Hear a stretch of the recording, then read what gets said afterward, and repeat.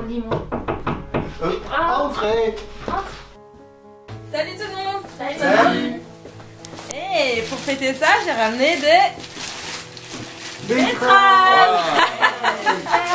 Bon bah c'est parti hein. Ouais, carrément. Bon, allez. On va Allez. fêter ça alors. Ouais, vive la lutte des betteraves. Il y a les betteraves. Les betteraves. Et merci patron. Ah. Vive la lutte des betteraves.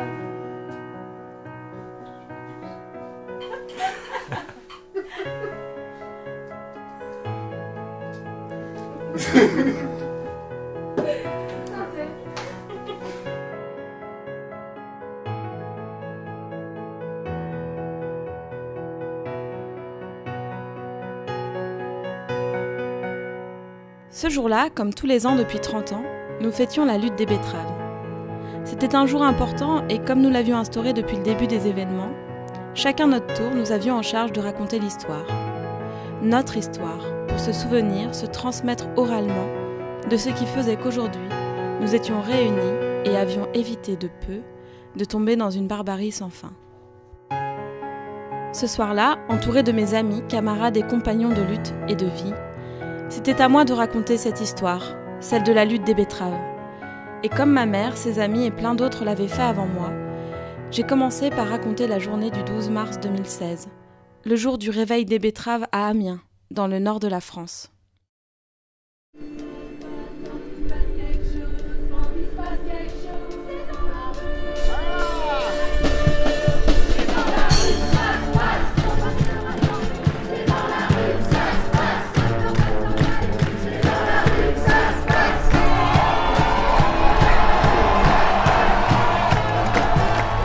Ce gouvernement de gauche au service des riches, ça suffit!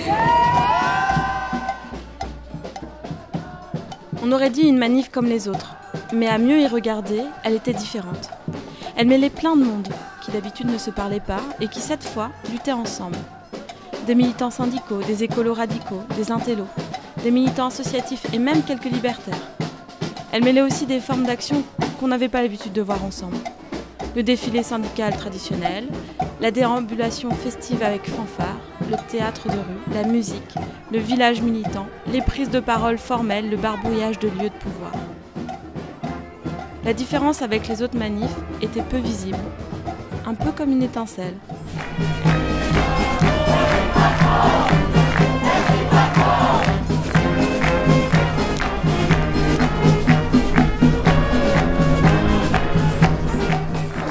C'est toujours moins d'État pour les privilèges du capital et plus d'État pour contenir les conséquences sociales que ça engendre.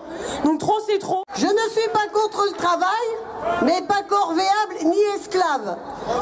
Aux capitalistes du désastre, nous disons, ce sont vous les pollueurs. Nous gagnerons tous ensemble. Halte aux dégâts. Maintenant, ça suffit. Maintenant, il faut envisager de globaliser les combats. Il faut envisager de globaliser les luttes avec un objectif positif qui est d'en finir avec ce capitalisme-là. Voilà. C'était une manif couleur pastèque, rouge à l'intérieur, verte à l'extérieur, avec des pépins noirs. C'était le début de ce qu'on appelle la convergence. Les luttes sociales, les luttes environnementales, nous luttons tous contre la même chose. Nous luttons contre ce système productiviste, capitaliste, à bout de force, qui emmène l'humanité dans le mur. Nous ne voulons pas un petit arrangement avec ce système. Nous voulons en sortir. Nous voulons une société organisée de façon radicalement différente, plus juste, plus solidaire, plus démocratique. La convergence entre les luttes sociales et les luttes environnementales, elle a un sens. Alors que nos politiques nous pressent de courir après la croissance, nous pensons précisément que la croissance n'est pas le problème, n'est pas la solution, mais que c'est vraiment le problème. Bon d'accord, le rendez-vous avait été fixé à Amiens, et ils étaient seulement quelques milliers. Mais c'était vraiment un début. Disons qu'ils n'avaient plus le choix. C'était devenu une nécessité de se rassembler. À cette époque-là, il y avait encore des gouvernements. Et il se trouve que le gouvernement qui sévissait en France à ce moment-là se disait être socialiste, mais menait une politique complètement antisociale. Il considérait plutôt le social, disons, comme une masse de main-d'œuvre à exploiter toujours plus. Faut dire qu'ils étaient vraiment hyper balèzes en novlangue. D'abord, cette loi ne doit pas faire polémique. Il s'agit de moderniser notre droit du travail, d'adapter notre pays au monde tel qu'il est, de regarder ce qui marche à l'extérieur, de l'intégrer dans notre législation. Cette loi, c'est ainsi que Myriam El Khomri l'a souhaité, va donner plus de liberté aux entreprises. Donc c'est gagnant-gagnant, oui. C'est gagnant pour les entreprises, pour les entrepreneurs, et c'est gagnant pour les salariés. Et avec un principe, une nouvelle philosophie, comme la ministre l'a rappelé, qui est de privilégier le dialogue social, d'abord essentiellement au niveau de l'entreprise. À une politique carrément antisociale s'ajoutait un discours et une pression ultra sécuritaire, suite à une série d'attentats qui avaient servi de prétexte pour réduire comme peau de chagrin les libertés des gens. La police était partout, la justice nulle part.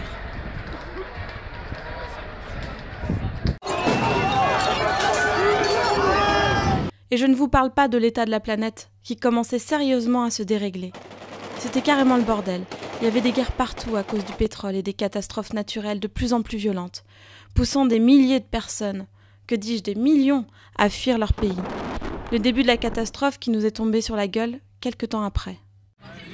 Bref, il se trouve qu'à Amiens, le collectif réuni à l'initiative du journal Fakir a crié tellement fort « Ça suffit !» que c'est de là que l'étincelle est partie. Ça a été une sorte de catalyseur, un point de contact entre plusieurs univers, comme ils l'ont expliqué. Aujourd'hui, avec le recul, on sait bien qu'il y aurait pu avoir d'autres berceaux pour la lutte, qu'un peu partout en France, en Europe et ailleurs, ça grondait déjà pas mal, et ça cherchait des solutions pour se sortir de là. Du côté des écolos, de celles et ceux qui n'en pouvaient plus du productivisme, du consumérisme, de la quête d'une croissance sans fin, ils étaient nombreux à chercher des solutions dites responsables. À chacun de prendre sa part du colibri, comme ils disaient. Ils rêvaient de recréer des petites communautés à la campagne, tout quitter et faire comme si de rien n'était. Tourner la page, quitte à laisser le capitalisme perdurer pour les autres, voire de l'utiliser à leur manière. Le papier qu'on utilise pour fabriquer des enveloppes provient de la forêt. Alors on coupe des arbres, mais les gens avec lesquels on travaille replantent 4 arbres à chaque fois qu'on en coupe un. Fabriquer des enveloppes avec un grammage plus faible, c'est aussi réduire notre consommation de matières premières. Du côté des rouges, la lutte des classes n'avait jamais été aussi perverse. Alors que les capitalistes faisaient des profits de plus en plus énormes, les exploités étaient jetés comme des ordures, du jour au lendemain, dans le vide le plus total, tellement l'État s'était retiré de ses fonctions protectrices. Les gens enchaînaient les licenciements, le chômage, les burn-out et même les suicides. Certains, comme l'équipe de Fakir, disaient qu'il fallait aller chercher l'argent là où il était, devenir des Robins des Bois, mais aussi reparler de la vraie lutte, la lutte des classes, la lutte anticapitaliste, partant du principe que c'était là que se situait le cœur du problème. Certains possédaient les moyens d'exploiter d'autres êtres humains sans limite. Comment vous faites pour vivre avec 3 € par mois? Mange pas. Pardon? On mange pas. Eh bien, on va se faire vos porte-paroles. Bonjour, on aurait voulu monter à l'étage de LVMH, s'il vous plaît. Alors, approchez. Qu'est-ce qu'il va chercher à faire, Robin des Bois? Prendre l'argent et pour le donner aux pauvres. On va aller leur défoncer, leur rager. On va quand même pas arrêter, là. Allez faire les danseuses. Oh, merde. Il est de la part de Bernard Arnault? Oui, je travaille chez LVMH. L'atmosphère est saturée de vapeur d'essence et de colère et tous ces connards sont en train de craquer allumette sur allumette. Il y a eu Air France, il y a les Goodyear, il y a la loi El Khomri. À force de chercher, ils vont finir par le trouver et ça va péter vraiment un bon coup. Mais pour que ça pète un bon coup, il faut que nous arrêtions de dire ce que nous ne voulons pas. Il faut que nous commencions à dire ce que nous voulons. Je me souviens de cette phrase que ma mère n'arrêtait pas de citer. Ça l'avait marqué, surtout qu'à cette époque-là, ils étaient bien en retard niveau créativité. En fait, ils n'étaient pas encore en mesure de dire ce qu'ils voulaient. C'était trop tôt. Ils ne voyaient pas d'horizon, c'était le brouillard. Alors ils ont tout simplement continué à dire « ça suffit ». Ils ont commencé par prendre le temps de lutter ensemble. Les semaines qui ont suivi, il y a eu de nombreuses manifestations. Le 31 mars, partout en France, plus d'1 million de personnes est descendu dans la rue. Des milliers ont décidé de ne pas rentrer chez eux et ont occupé les places publiques. Tout le monde était le bienvenu pour participer à des assemblées générales à ciel ouvert et organiser ce qu'ils appelaient les nuits debout. Aujourd'hui, dans la rue, et demain on continue. Aujourd'hui, dans la rue, et demain on continue. Puis les occupations se sont étendues au théâtre, aux salles de concert et de cinéma, les terrains de sport aussi, les stades de foot par exemple. Ensuite, ça a été les lieux de consommation. Les supermarchés étaient pris d'assaut pour des autoréductions, comme ils disaient. Tous les magasins étaient occupés. On chantait, on discutait, on n'arrêtait pas de parler, de comprendre le métier des uns et des autres, de se demander vraiment si ça servait à quelque chose ce qu'on faisait. Enfin, ils ont fini par récupérer les lieux de pouvoir, les lieux de décision. De toute façon, les rouages du système étaient déjà bien bloqués. Même les flics avaient laissé tomber leurs uniformes. C'est seulement après avoir lutté ensemble, les uns à côté des autres, avoir débattu, discuté, s'être rencontrés, etc., qu'ils ont enfin pu commencer à créer. Et créer au départ, c'était en fait répondre à des besoins primaires. Habiter, manger, se réchauffer. On a vu des potagers recouvrir les villes et on a construit des habitats accessibles à tout le monde. On a vu des récupérations de logements, des réappropriations d'espaces, jusque-là réservés aux décideurs. Le phénomène s'est étendu jusqu'aux écoles, où les profs ont gentiment été mis dehors et où les enfants ont commencé à décider ce qu'ils voulaient faire. Apprendre, créer ou tout simplement jouer. Il n'y a qu'à partir de cette étape-là qu'on a commencé réellement à devenir auteur d'un autre monde. Celui dans lequel nous vivons aujourd'hui. Bon, je ne vais pas vous dire que les aînés ont tout réussi, parce que quand la lutte des betteraves a enfin pris de l'ampleur, on était déjà bien en retard, notamment d'un point de vue de la catastrophe écologique. Aujourd'hui, c'est vrai qu'après l'effondrement, on se débrouille tant bien que mal pour survivre, avoir de quoi se réchauffer, de quoi manger, disons avoir un minimum de confort. Mais je suis plutôt fière de la communauté qu'on a réussi à créer pour se débrouiller tous ensemble. Et puis de cet héritage qu'on a aujourd'hui. J'en suis vraiment super fière et c'est vraiment notre histoire. C'est une histoire de cette lutte qui nous réunit tous aujourd'hui.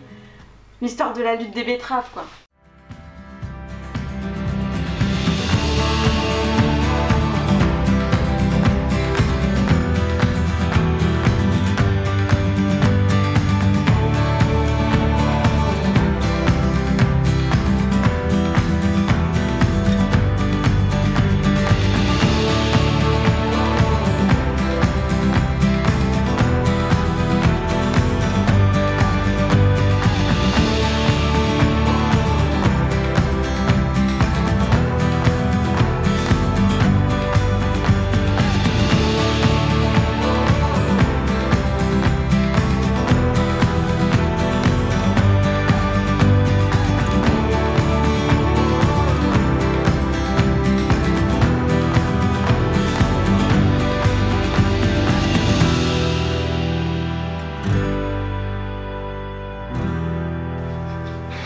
Ha ha ha!